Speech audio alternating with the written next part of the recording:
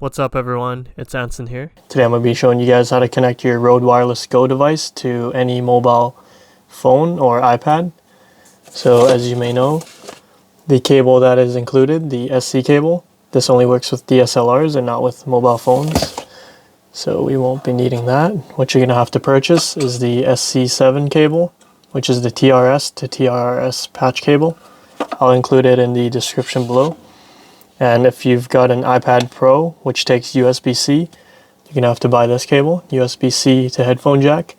If you've got an iPhone, you got to buy the Lightning to headphone jack. All these will be in the description below. So once all your cables arrive, it's going to look something like this. What we're going to do is plug the gray end into the headphone jack right here.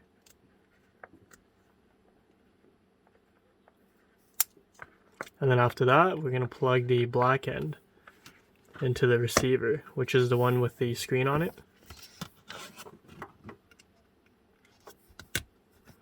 After that, we're going to plug this whole thing into the iPad Pro.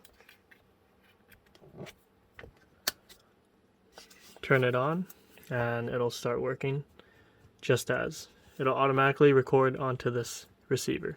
Whereas for Android phones and Samsungs and such, it'll pop up with a message saying audio is now being recorded via USB, which looks something like this.